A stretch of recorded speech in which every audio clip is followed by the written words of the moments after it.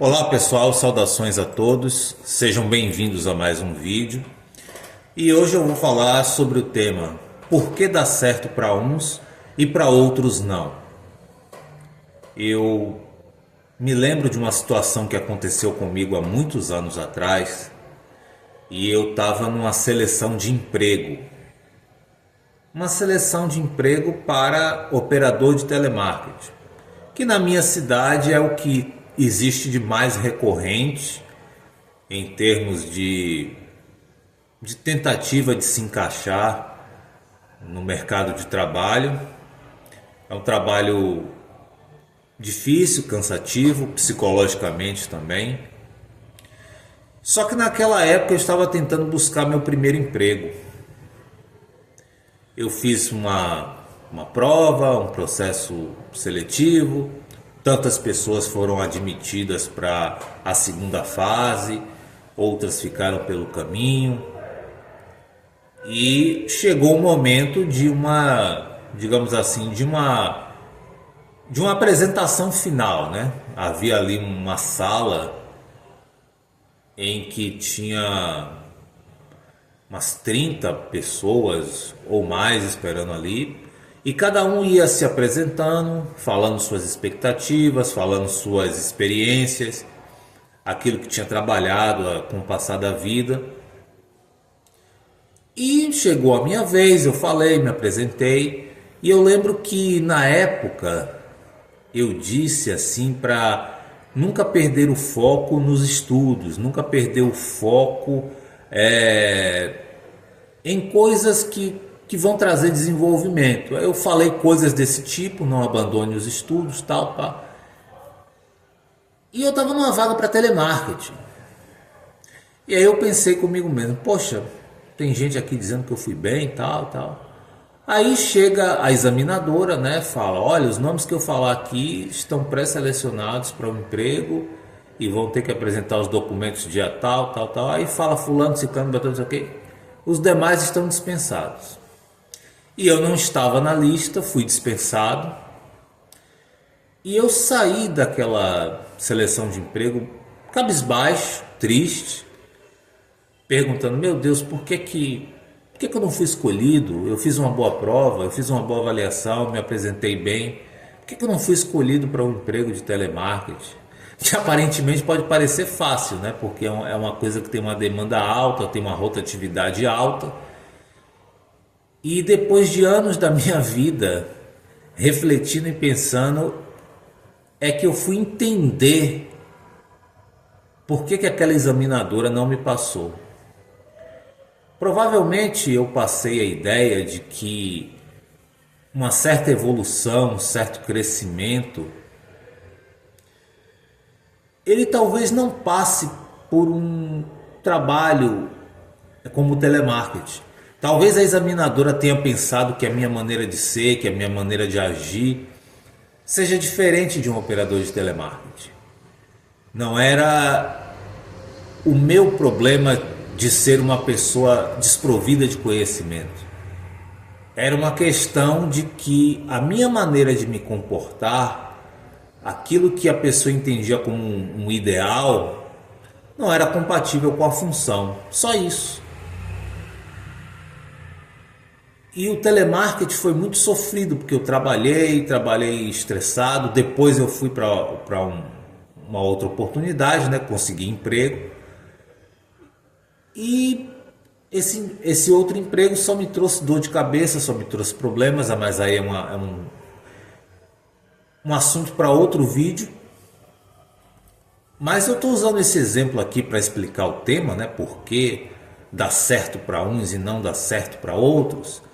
E para explorar esse tema eu estou utilizando esse exemplo para que você saiba que muitas vezes ou a gente não tem um perfil adequado para uma coisa, ou os nossos sinais e comportamentos mostram que não está compatível com aquilo, e isso vai entrar em choque, claro, com a questão do trabalho. Você precisa do trabalho, as oportunidades são escassas, né? Não tem emprego para todo mundo em todas as áreas. Às vezes Um engenheiro não está conseguindo emprego, tem que fazer um Uber, ou tem que ir para um outro tipo de trabalho. E às vezes a gente se depara com essas coisas na vida, na verdade. A gente tá pensando, lutando, se esforçando. Meu Deus, por que é que não dá certo? Por que é que não dá certo? Por que é que não dá certo? E você às vezes tem um direcionamento tão diferente para aquilo que você está se propondo que muitas vezes a gente não sabe, né? Reconhecer na mesma da hora. Por que é que a gente não conseguiu aquilo? Quantos médicos não gostariam de ser advogados ou vice-versa? Quantas pessoas que têm seu próprio negócio não gostariam de ser um atleta, um esportista, um jogador? E por tantas circunstâncias não acabou não dando certo. Eu confesso também que teve um momento, quer dizer, confesso não, porque não aconteceu comigo diretamente.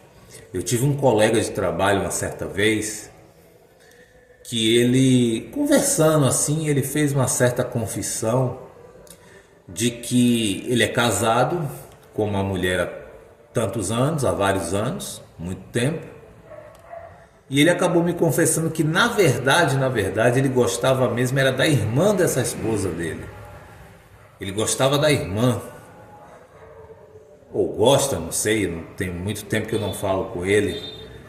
Ele casou com a irmã da mulher que ele era apaixonado porque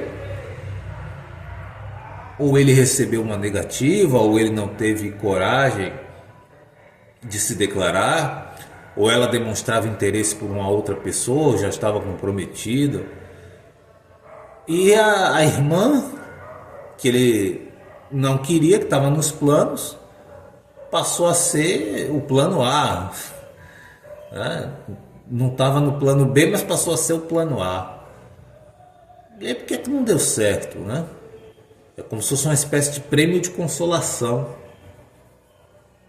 A gente pensa, por que é tão fácil para alguns produtores de conteúdo ter tantos seguidores e para outros é tão difícil, tão complicado? A gente sabe que o corpo é uma grande arma, né? Tem muitas pessoas que usam a beleza física, a beleza facial, tem vamos dizer assim, uma coisa da juventude. Talvez seja mais difícil chamar a atenção se você é mais velho, se você não tem um shape, se você fala de assuntos mais concretos, coisas mais relevantes. E às vezes aquela pessoa que está ali fazendo uma brincadeira, uma dancinha, um meme, uma pegadinha, consegue uma audiência extraordinária e consegue monetizar.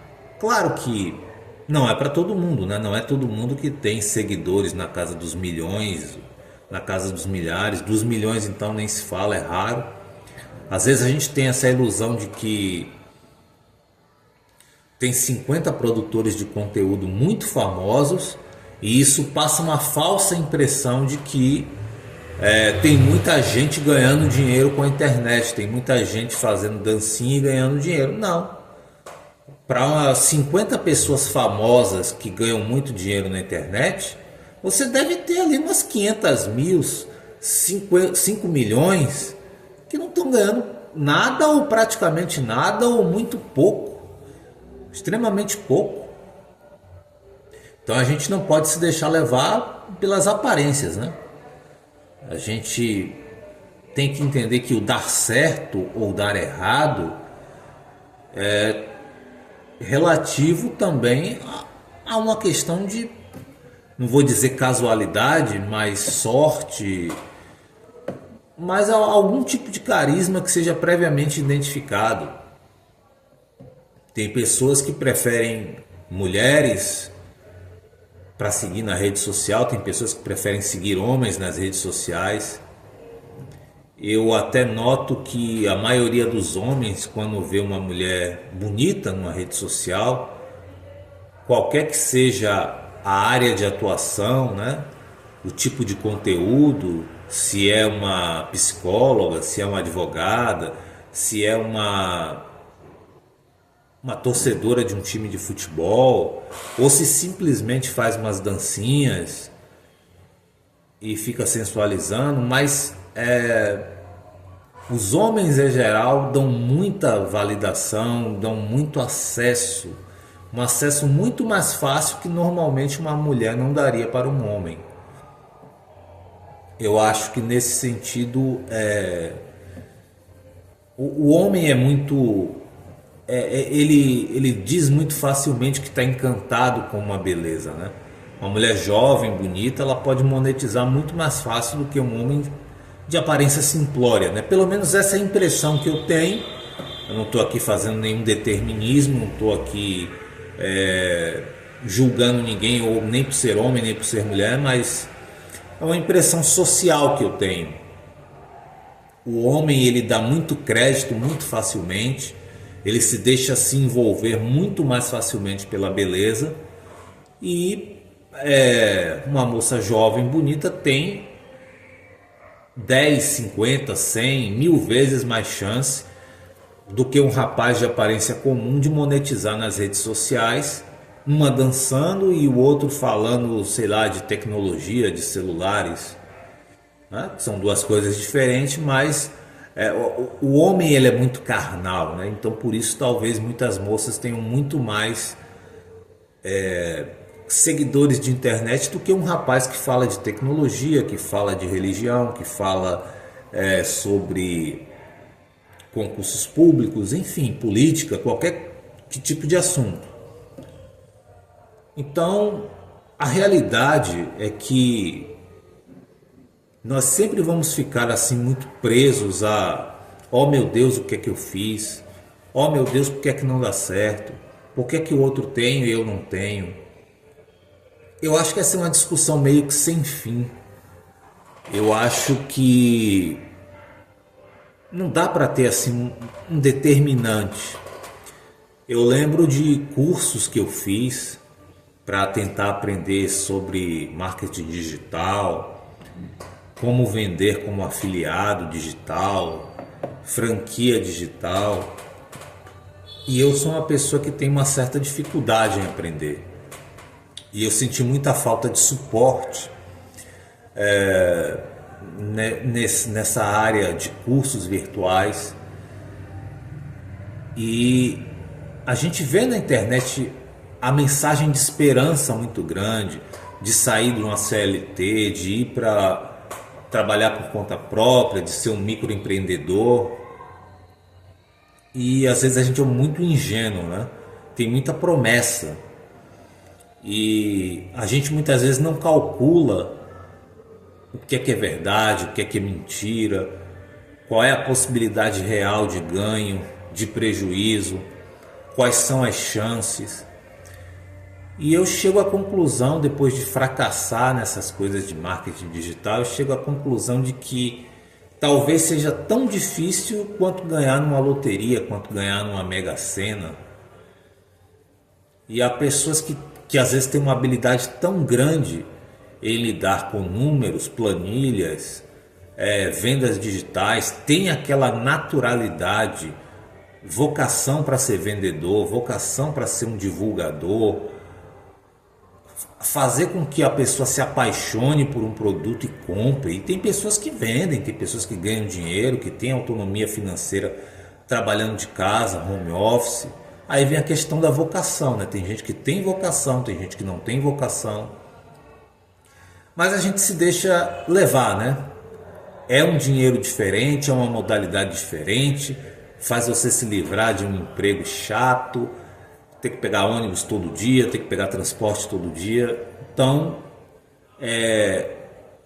a nossa vontade de sair de um patamar ruim, ela também nos atrapalha a entender por que é que dá certo, por que é que não dá certo, né?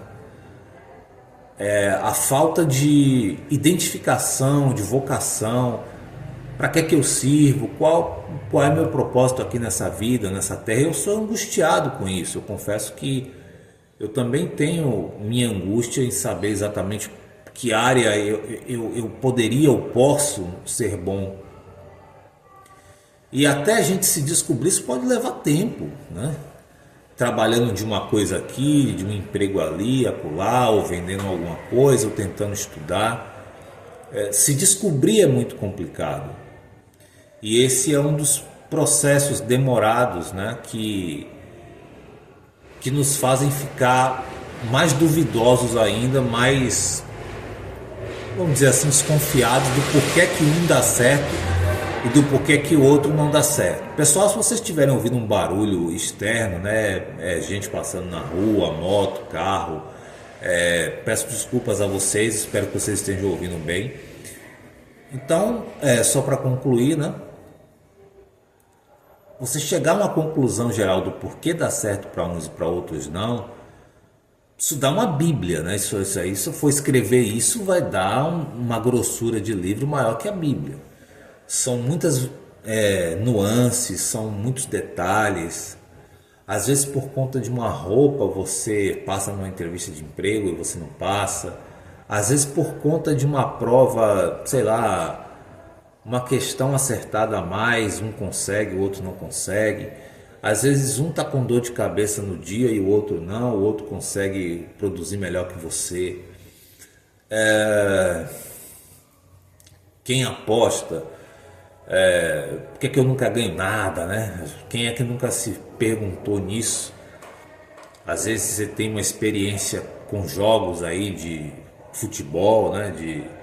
Das chamadas bet, né? Hoje você aposta num time e ganha R$ 100, depois você aposta 50 em outro jogo, perde 50, fica só com 50, aí gasta 50 de novo, aí você ganha mais 20, e depois você aposta de novo, perde tudo, e aí tem lá uma outra pessoa que você conheceu por acaso, uma vez na vida fez uma aposta, ganhou 10 mil, ganhou 100 mil, ganhou 1 milhão, sei lá, acontece isso mesmo. Existe uma explicação 100% racional para determinar por que deu certo para um e deu certo para outro? Não. Na minha opinião, pelo menos não, né? Então, o que eu acho que pode tranquilizar a gente é que esse mundo também, apesar de tudo, a gente pode tomar um banho, dormir e esperar o dia seguinte, né? Tentar se renovar, tentar fazer de um jeito diferente, né? Tem pessoas que se queixam, já tentei fazer de tudo quanto é jeito, de tudo quanto é. Eu também tenho essa mania, né, de dizer aos outros, porque você não tenta não sei o quê, não, já tentei e tal. Eu, por exemplo, já fui para psicólogos, né? Já fui me consultar, nunca me identifiquei com nenhum psicólogo, né? Mas não significa dizer que eu não possa me identificar com algum tipo de terapia, né? Os que eu passei, dos problemas que eu passei na vida e que eu tive que passar para o psicólogo, não me senti bem com nenhum. Lá na frente possa ser que eu me identifique, possa ser que sim. E tem pessoas, ao contrário, que vão se identificar logo de cara com o psicólogo, vão melhorar com alguns meses e está tudo certo. Eu acho que a questão central é a gente entender que não é necessariamente uma questão de certo e errado, né? Claro que se você faz coisas desonestas, fora da lei, querendo passar a perna na outra pessoa, e aí depois você chega num ponto da sua vida que você pergunta, meu Deus, onde é que foi que eu errei, né? Vai ver seu passado, o que é que você fez, né? Aí não tem como se queixar. Então é isso. Esse é o vídeo de hoje, essa é a reflexão que eu quero causar, que eu quero transmitir para vocês. Fale nos comentários o que é que você acha desse assunto, se você tem alguma experiência para compartilhar conosco. Siga nosso canal, ative as notificações através do sino, deixe o seu like, deixe a sua curtida. Se possível, compartilhe com alguém que gosta desse tipo de conteúdo. É isso aí, pessoal, por hoje é só. Um grande abraço a todos vocês e até a próxima.